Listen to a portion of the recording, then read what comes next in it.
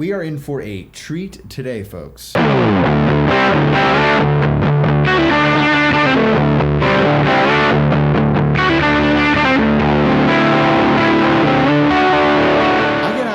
Blown away, not too often when it comes to overdrive pedals, but god damn, this Model 1 from Fish Circuits is your ticket to natural overdrive tone paradise.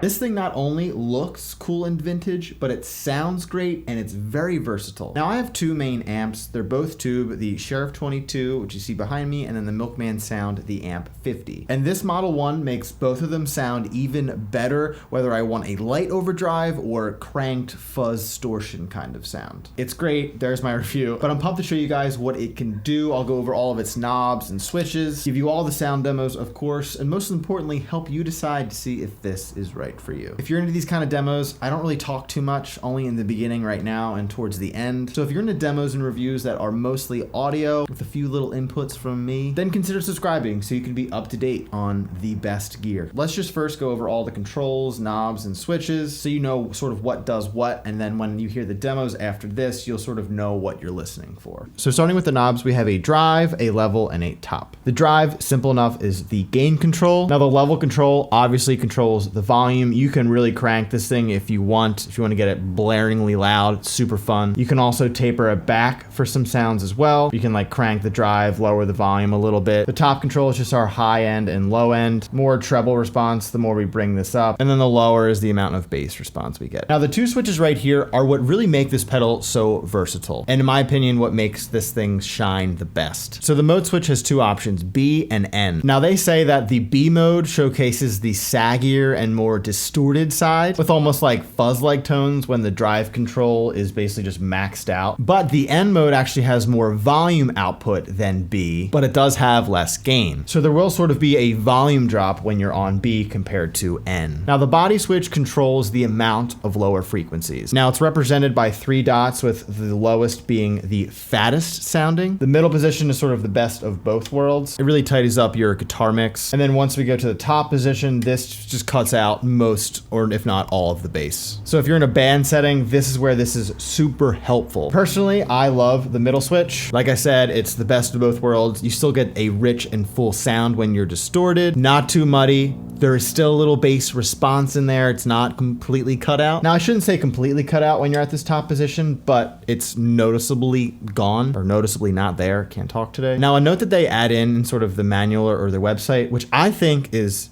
so great that they bring this up. In a lot of recording situations, especially if it's very guitar heavy or it's just an overall busy mix, your best bet is this top position. Because if you're layering guitar tracks, you don't want as much bass in those because you're filling a lot more space, and you also have the bass guitar that's filling in those low ends. Sometimes you have synths and keys and things like that. So your best bet would be the top position in some recording situations. In a live setting, I would either go middle position or lower position, depending upon how many instruments you have on stage. But this is what I'm talking about when I say it's so versatile and it can sort of give you a lot of tonal options. All right, so now that you have a better understanding of it, let's hear everything that this thing can do, ranging from really clear drives to ripping leads.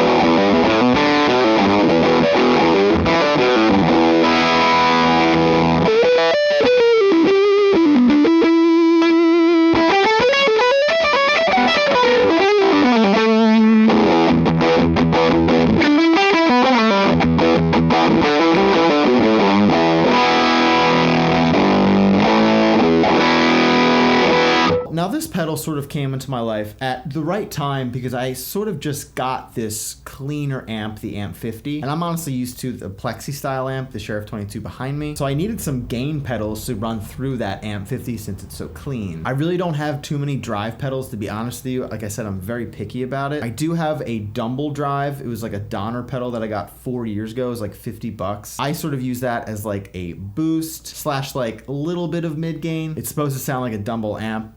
Kind of does, not really, but it does that other thing really well. It really just enhances the sound of the amp, and that's sort of what I want in a Overdrive pedal. But now that pedal has another Overdrive friend that is going to be added to my board. It does everything that I really need it to do. I play in a lot of different bands and I play for a lot of different artists. Some of that stuff is very Deep Purple guitar driven sounding, Zeppelin-y. Like I need that solo-y, leady 80s hard rock tone. This will help me get there, but I can also dial it back for the most crystal clear sort of solo-y tones. It sounds a little clean, a little bit of edge of breakup. You can dial in all that stuff with the top knob really well. I can do some indie rock stuff with it. It can really boost and make my guitar tone in general just a lot more clear. If I needed to, I can bring that drive down a little bit, bring up that level, change the body types and the mode type. Now, really the only problem with a pedal like this is that I use this thing for a million different things, so I'm always tweaking it. So I'd maybe either just need another one. And obviously, as you can see, it's like a boutique pedal. You can't save presets and stuff. Whatever. But I can plug my Les Paul Deluxe into this, into my Sheriff 22 and the Amp 50, which is more clean, all day. Now I'm big on tone stacking for sure, like most of you, but honestly, besides the Dumble drive I was talking about earlier, this and is really all I need. But if I do use that cleaner amp, I might want to tone stack just a little bit. So just keep that in mind. Now I will say it does look a lot bigger than it actually is online from when I saw pictures. I really don't know how it looks through here, but it definitely is bigger compared to a standard pedal size. For a quick comparison, this is the Monument by Walrus Audio, pretty standard size pedal, and then this is the Model 1, just a little bit bigger. And then this is compared to the Golden Reverberator, a little bit bigger as well. The Golden Reverberator is a little wider, so it's not terribly big, but it is bigger than most. It's built really well. I genuinely love its aesthetic, and obviously, as you can tell, it's a boutique pedal. This thing will not let you down when you put it through a tube amp. Whether you want sort of like a light overdrive, a cranking overdrive, you can really get everything in between too. I cannot tell you or guarantee that it will do that same thing through, let's say, a solid amp if that's what you currently have. So please keep that in mind if that is your current rig situation. The Model 1 just has tons of control that allow you to dial in a variety of different sounds and tones based on your type of gig, recording situation, or rig. If you're into a good-looking pedal with an even better sound, this is definitely for you and for me because I have not stopped playing it since I got it. So from this review, let me know what your thoughts are on the Model 1 down in the comments, and also please let me know if you have any questions about it and I'll try and get back to you as soon as I can. Now I am doing another demo of a Fish Circuits pedal. It's a fuzz, so if you want to see when I post that, consider subscribing. Thanks as always for watching, and I'll see you in the next video.